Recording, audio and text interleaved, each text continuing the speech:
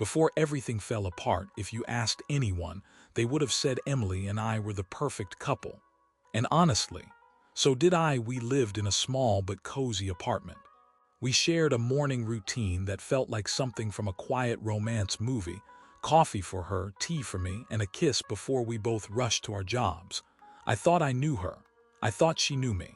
I thought we were safe. But perfect pictures crack quietly. It started one Friday evening. Emily came home distracted, her eyes glued to her phone, her smile too forced, her voice too soft, too rehearsed. She barely kissed me hello. "Long day?" I asked. She nodded without looking up. "Yeah, super stressful." But the stress wasn't on her face. It was on her phone. Every notification lit the screen like a small explosion she tried to hide. I leaned closer. "Who keeps texting?" She pulled her phone back too quickly. "No one, just Lena, work stuff." Lena was her coworker, funny, loud, honest to a fault. And Lena never texted past 6 p.m. She'd rather fight a bear than do extra work. That was the first crack. Emily went to shower and her phone lit up again. Normally, I never touched her phone. I've always believed trust meant freedom, but something in my gut felt off, like the air had shifted. I glanced at the screen.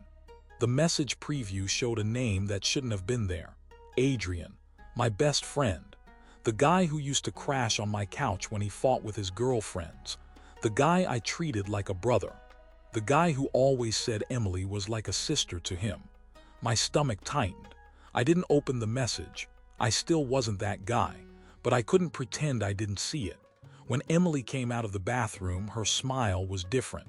Too bright, too desperate. She kissed me, but her mind was still with her phone. "You okay?" she asked. "I'm fine." I was, but betrayal doesn't hit like lightning. It hits slow, soft, quiet. The first crack was small, but once a picture cracks, the whole image eventually shatters. And deep down, I already knew something was wrong. And whatever it was, it involved the two people I trusted most. I didn't say anything that night. I didn't accuse her. I didn't ask about the message. I didn't even let myself think too hard about it. But my body knew something was off, even if my mind tried to stay calm. Emily and I watched a movie together on the couch, but she kept checking her phone every few minutes. Face down. Always face down. Every time it buzzed, her hand twitched like she was touching fire. Around 10 p.m., she suddenly said, "I'm going to bed early. I'm exhausted." She kissed my cheek and walked into the bedroom. I stayed on the couch, staring at the black TV screen. It reflected back my own confused face. Why was Adrian texting her? What was so secret she had to hide it? I tried to shrug it off. Maybe he needed advice. Maybe he was planning something stupid like usual. But then it happened again. Her phone lit up. One word on the screen: "Adrian, you up?" My entire chest went numb. That wasn't a coworker message. That wasn't a friend checking in. That was something else. I picked up the phone, not to open it, just to look at the notifications. And there it was. 4 unread messages from Adrian within the last hour, all while she was sitting next to me. Suddenly, the silence in the apartment felt wrong. Too heavy, too dangerous. I set her phone down and walked quietly to the bedroom. Emily was turned away from me, pretending to sleep. Her breathing was too fast, too uneven. I whispered, "Good night." She didn't answer. I lay down beside her, staring into the dark, and then I heard it. A soft vibration under the pillow on her side of the bed. She hid her phone there, and she didn't even try to check it while I was awake. That told me everything. Whatever she was doing with Adrian, she didn't want me to see it. My heart pounded so loudly I thought it might crack my ribs, but I didn't confront her. Not yet. I learned something important that night. When people lie, their behavior tells the truth. I turned away from her and closed my eyes, though sleep never came. In that moment, I realized the worst part wasn't the possibility that she was cheating. The worst part was this: they were lying to me together.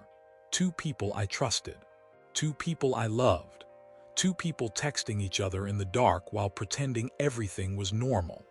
And as I lay there, listening to the faint vibration under her pillow, one promise etched itself into my mind. If they were hiding something, I was going to find out, no matter what it cost. I woke up the next morning before Emily.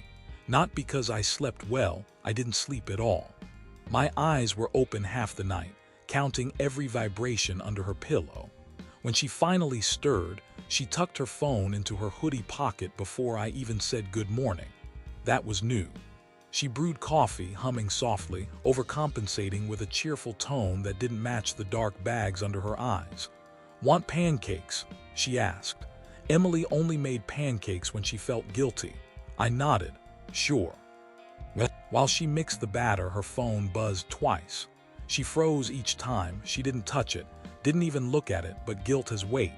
And she was carrying it like a stone. I watched carefully. People lie with words, but their routines, their habits, those don't lie. Here's what I noticed. She kept her phone in her pocket all morning. She didn't leave it on the counter like usual. She didn't scroll TikTok while cooking. She didn't show me memes. She didn't tell me random stories about work. She kept glancing toward the hallway as if someone might be listening. This wasn't stress. This was fear, and it wasn't fear of losing me. It was fear of me finding out something. While she flipped pancakes, I walked casually behind her and said, "Hey, want me to make the coffee? Yours tastes better, but I can try."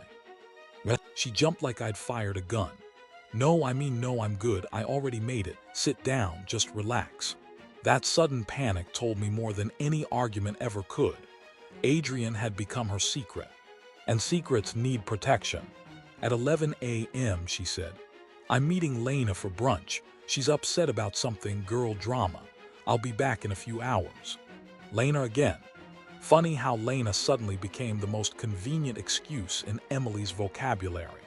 I played dumb. "Want me to drop you off?" Her eyes widened. "No, I'll just Uber." Because if I dropped her off, I'd know exactly where she really was going. "Okay," I said, forcing a smile. She kissed my cheek, a soft, shaky kiss, and walked out. The second the door shut, I opened my laptop and clicked into something I hadn't touched in a year, our Find My Phone sharing settings. We set it up long ago for safety reasons when Emily walked home late after work. She forgot all about it, but I didn't. Her location loaded instantly. Not at a cafe, not anywhere near Lena. She was driving toward the city, toward the expensive part of town, toward a place I'd never heard her mention. My pulse quickened, not because of anger, but because finally, I had something real. I grabbed my keys, locked the apartment, and followed her location across the map. Every minute the little blue dot moved, my chest tightened. And when it finally stopped moving, I saw the name of the building she entered. Not a restaurant, not a shopping center, not anything innocent. It was a hotel. The same hotel I'd seen Adrian tag on Instagram 2 weeks ago. My breath caught in my throat. Everything inside me went still. Because at that moment, the first crack wasn't a crack anymore.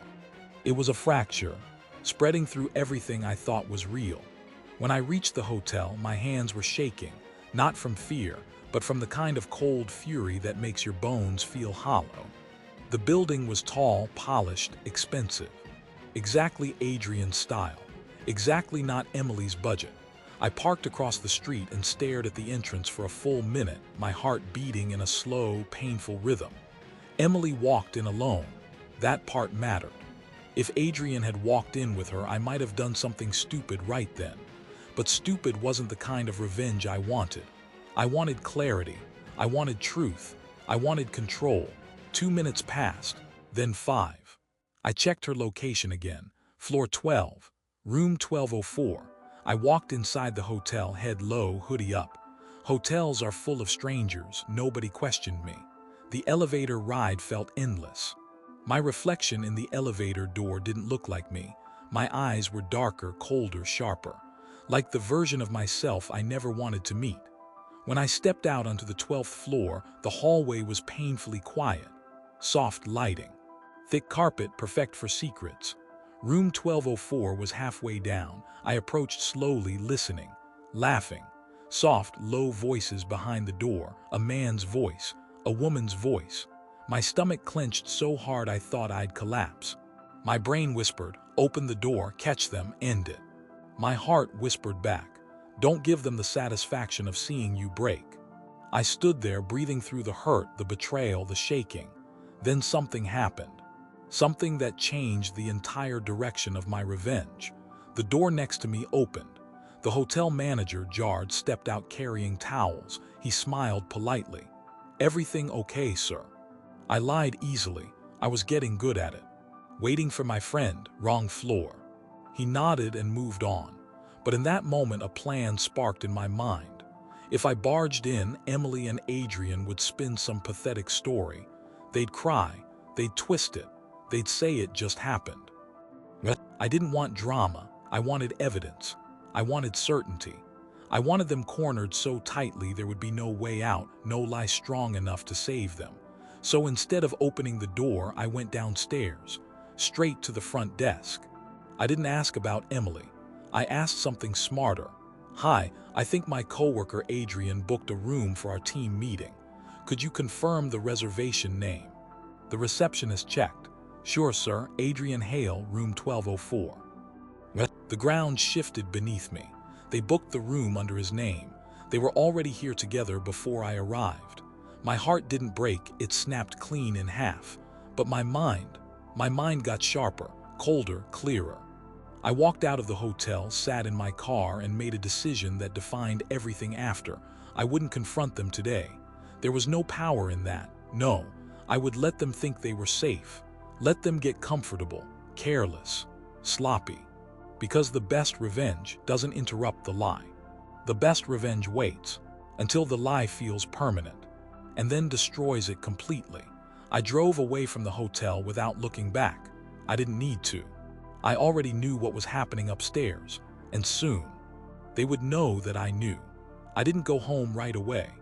I drove around the city for almost an hour, forcing myself to breathe, forcing myself not to turn around and storm that hotel like a man who'd lost everything. Because losing everything, that already happened the moment I confirmed the truth. The question now was, how do I make them regret every second of it? By the time I pulled into our apartment parking lot, I had already made one decision. I wasn't going to confront Emily today, or tomorrow, or even the next day. I was going to let her bury herself in her own lies first. When I walked inside, the apartment felt different, colder, quieter. Like it already knew something inside it was dead. I sat at the dining table staring at nothing. At 3:42 p.m., Emily's location updated again. She had just left the hotel. My phone buzzed seconds later, her text, "Emily. Brunch ran long heading home." The audacity of people who cheat is unbelievable. She walked through the door 20 minutes later, acting like nothing happened. Her smile was bright, but her eyes were searching me, trying to read whether I knew anything. "Hey babe," she said, kissing my cheek. Her lips felt like ice. "How was brunch?" I asked casually. She blinked, caught off guard by how normal I sounded. "Oh, good. Lena was really upset." She stumbled over the lie like a child caught stealing candy. I nodded. "Hope she's okay." Emily relaxed just a little. The liar in her thought she was safe. Good. I wanted her to think that. The first test came that evening. Around 8 p.m., her phone buzzed again. She grabbed it too fast and laughed nervously. I didn't even look up, just said, "Who's that?"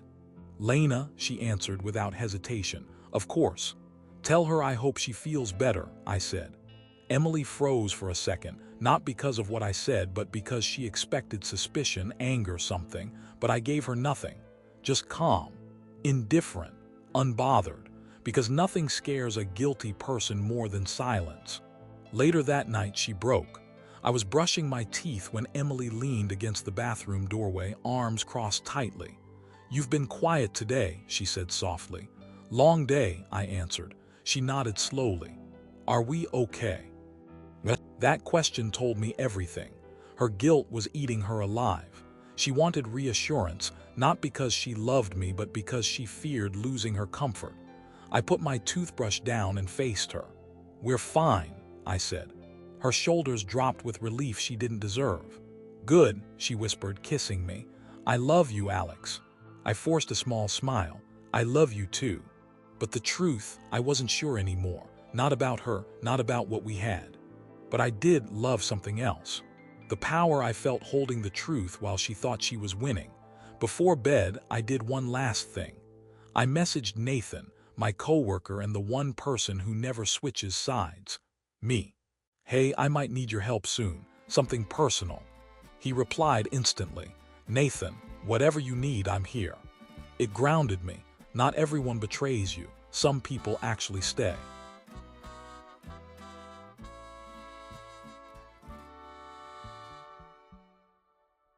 I lay down next to Emily, who fell asleep quickly, breathing evenly, thinking she fooled me.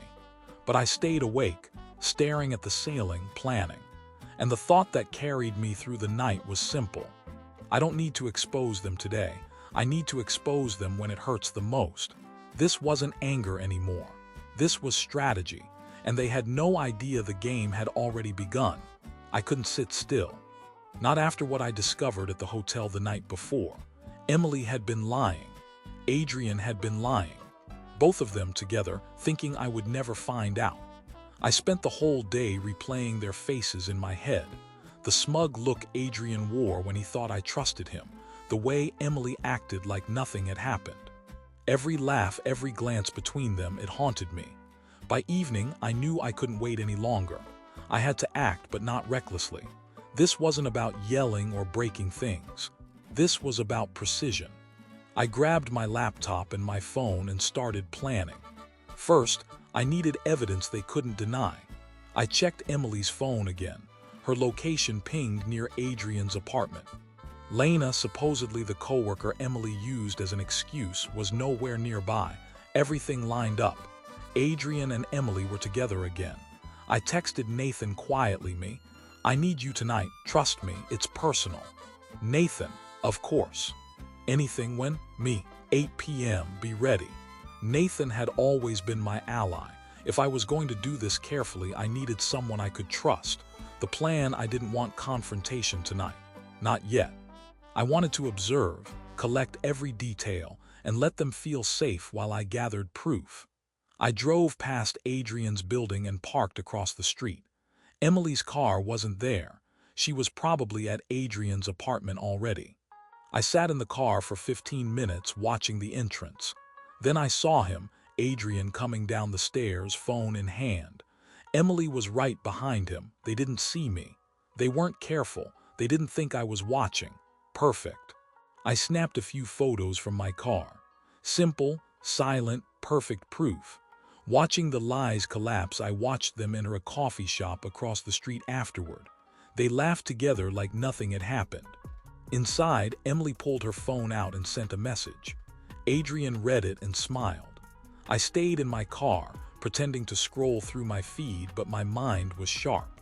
Every gesture, every word, every glance, they were giving me all the ammo I needed.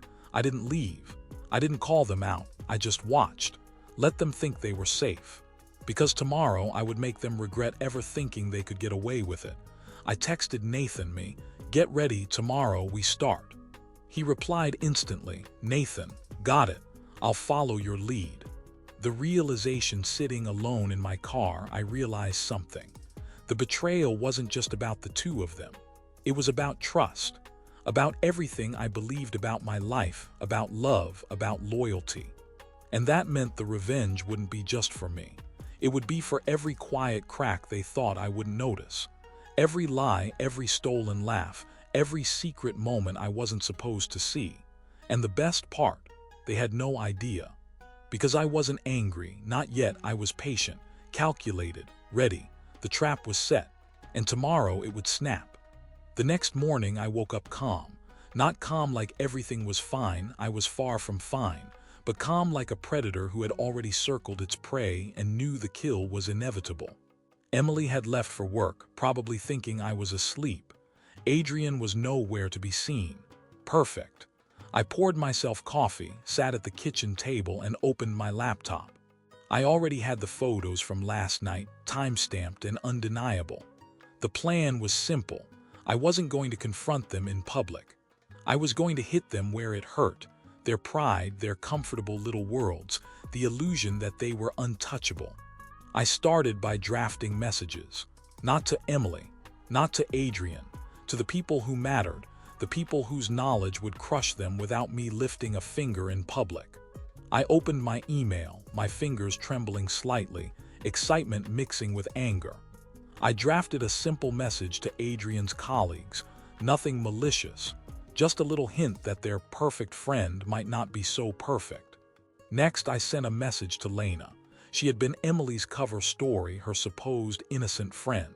Me to Lena, hey, just a heads up, did you know Emily's been spending a lot of time with Adrian outside of work? Nothing else. Simple enough to make her pause and question everything. Then came the hardest part, Emily. I didn't text her, I didn't call, I didn't even leave a note. I wanted her to feel the absence of my reaction. I spent the entire morning watching their movements through social media and our mutual contacts. Every like, every comment, every post was a window into their false confidence. And every time they moved, I felt the trap tighten. The meeting by 2 p.m., I was at my apartment when Nathan arrived. I hadn't told him all the details, he didn't need to know yet, but he was ready as promised. "Are you sure about this?" he asked. His eyes were sharp, cautious. "I've never been more sure of anything in my life," I replied. Nathan nodded. "Then let's get to it." We went over the plan one last time. Evidence gathered, witnesses alerted, and timing perfect. Everything would happen tonight. The night they thought they were safe, the night they thought I was still reeling, the night they'd be blindsided. By evening, everything was ready. I felt calm, focused, like the storm had already formed inside me, and all I had to do was release it at the right moment. Emily texted me around 6 p.m. "Emily, hey, I'm going to Marcus' office tonight for some drinks with the team. Don't wait up red." I smiled at the message, calm, pretending it didn't matter. Perfect. I knew exactly where Adrian would be. I knew exactly where Emily would go after work. And now, it was just a matter of time. The waiting game, the clock ticked slowly. Nathan and I sat in the car, watching the building where Adrian lived, keeping our distance. Patience was the hardest part. Not acting immediately when you have all the power is intoxicating. When Adrian's door finally opened and Emily stepped out behind him, laughing, I felt the surge of satisfaction rise in my chest. They didn't know I was there. They didn't know the trap had already been set. And they wouldn't know until it was too late. Because tonight, the first move wasn't just a warning. It was the beginning of the reckoning. The night air felt colder than usual as Nathan and I waited in the car across from Adrian's apartment. Everything was lining up exactly how I predicted. Emily and Adrian walked out of the building laughing, casually brushing hands, acting like the world belonged to them. Watching them didn't hurt anymore. It fueled me. This wasn't heartbreak anymore. It was strategy. And tonight was my first real strike. Step 1. The exposure. I waited until they got into Adrian's car. They didn't drive far, just to a casual rooftop bar a few miles away. The same one Adrian and I used to go to together. The irony was almost funny. Nathan glanced at me. "Ready?" I nodded. Time to pull the thread. We drove to the bar and parked, not too close, but close enough for me to keep watch. I didn't need to confront them. I just needed the right moment. I grabbed my phone and sent a message to Sophie, Emily's sister. She had always liked me, trusted me. She also didn't trust Adrian. Me right arrow Sophie. "I think you should know Emily's not at Marcus' office like she told you. She's with Adrian, I have proof." Within seconds, Sophie, "Send it." I sent the photos, the ones from last night, and the live one of them entering the bar together. Her typing bubble appeared instantly, then disappeared, then reappeared. "Sophie, Alex, I'm so sorry. I knew something felt wrong. I'll handle the rest." That was the key. I didn't have to expose them directly. I only had to expose them through the people whose opinions they valued. And Sophie, she was not someone Emily could easily dismiss. Emily always said, "If Sophie is disappointed in me, it ruins my week." Good. Let her week burn. Step 2, their first crack inside the bar. I watched them from across the street. I could see them through the rooftop glass. Emily's phone lit up. She stared at it, froze, then slowly looked at Adrian. They both leaned close over the screen. Adrian's face tightened. Emily put her hand over her mouth. Perfect. Nathan whispered, "They know." I nodded. Let them panic. Emily stood up abruptly, pacing. Adrian followed, grabbing her arm, trying to calm her down. Their little bubble of secrecy was finally breaking. The beauty of this moment was simple. I didn't say a word to them. They still didn't know where the hit came from, and that uncertainty, it was going to eat them alive. Step 3. The silence, the hardest part of the plan, was the easiest action.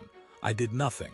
No messages to Emily, no confrontation, no angry calls. Silence is a weapon people underestimate. When you stop reacting, you become unpredictable. Dangerous. Nathan glanced at me. So what now? I leaned back in my seat. Now we watch them crumble.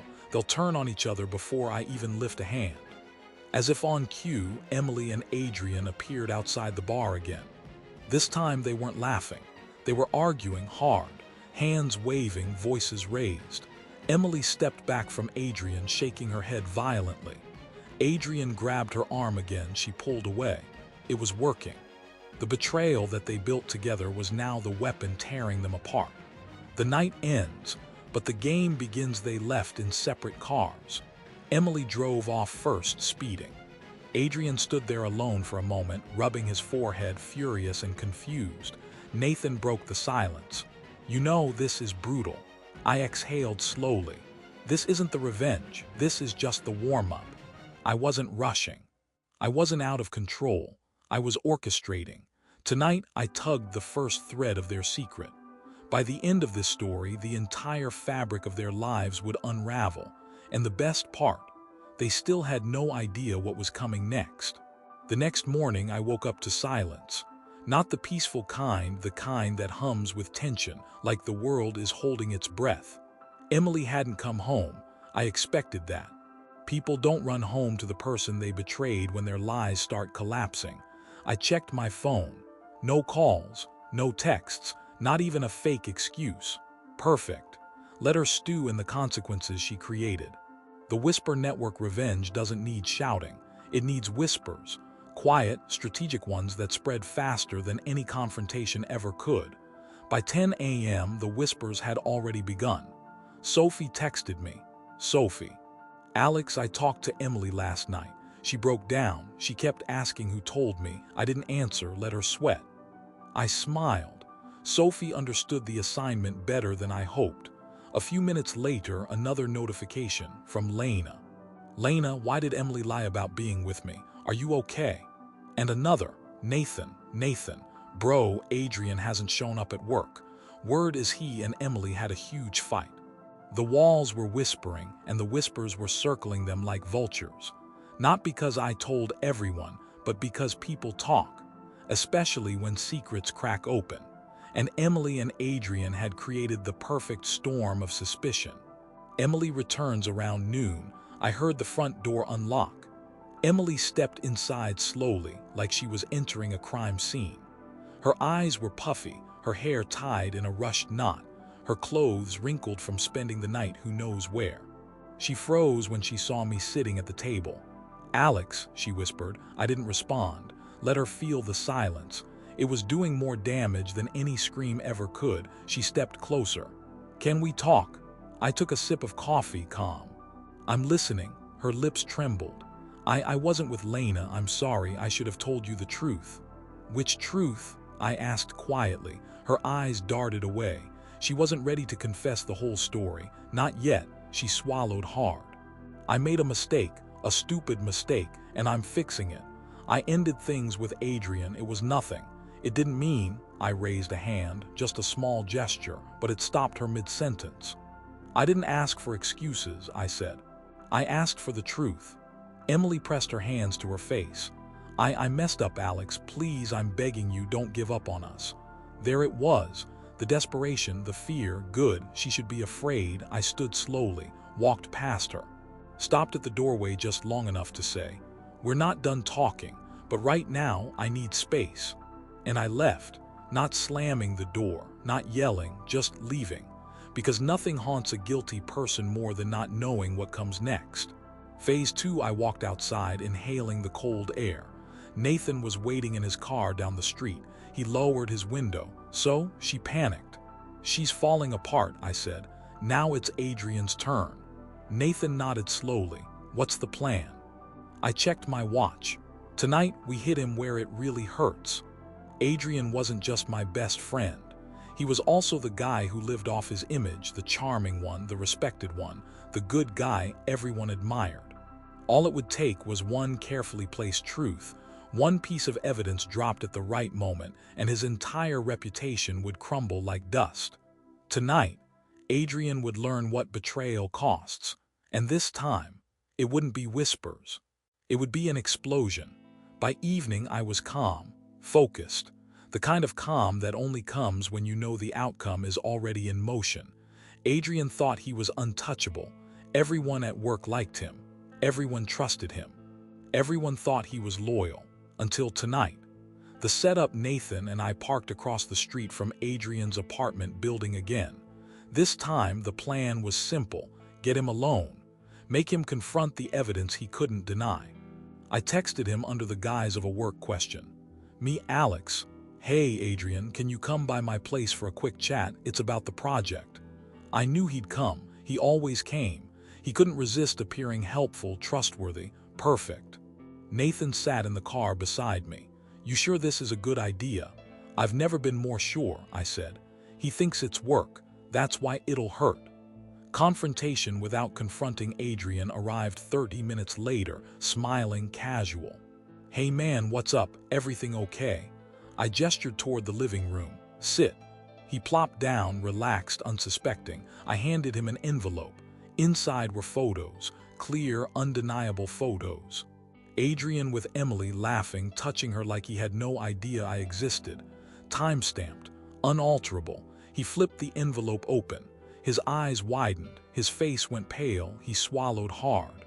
What is this?" he stammered. "Proof," I said calmly, "of everything." Adrian leaned back, shaking. "Alex, she." "Save it," I said. "I don't want excuses, I want truth. You betrayed me, you betrayed her. And now, everyone's going to know exactly who you really are." The first crack, he laughed nervously. "No one will believe this. It's just a misunderstanding." I stood and walked to the window, looking out at the street. "Do you think people won't notice when Emily tells Sophie, or when Lena gets involved, or when your colleagues hear what you've done?" His jaw tightened. "You would." "I already did," I interrupted. "Photos sent, messages sent. The whispers have started. You can't hide behind your charm anymore." Adrian sank into the couch. For the first time, he looked small, fragile. It wasn't fear of me. It was fear of everyone else knowing. The perfect image he built for years was cracking, right here in my living room. The power shift. I sat back down, calm, collected. This isn't about me yelling. This isn't about drama. This is about truth, and the truth always wins. Adrian said nothing. His hands trembled slightly. His confidence was gone. I let him stew. I let him imagine what his life would look like when the whispers reached the people he cared about most. Because tonight, Adrian didn't just see the evidence. He felt the consequences. And that was far more satisfying than any shout, any fight, any argument. The game was just beginning. Emily had already started panicking.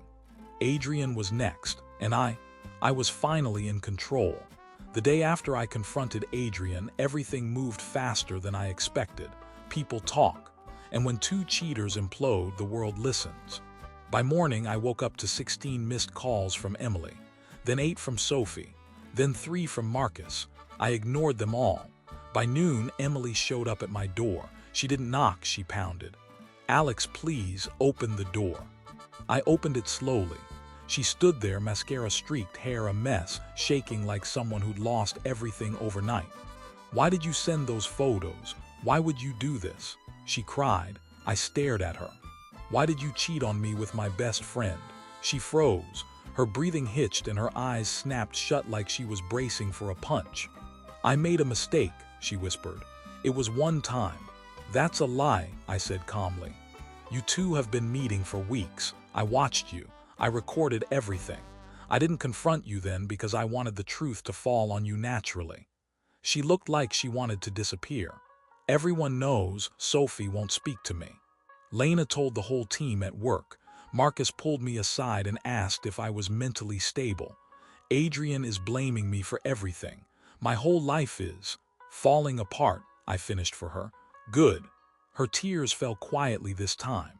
Do you hate me? I shook my head. No, I'm done with you, that's different. Emily collapsed on the couch, covering her face with her hands. I destroyed us, Alex, I destroyed everything. No, I said softly, you destroyed yourself. I just finally stopped protecting you. She cried harder, but I wasn't cruel.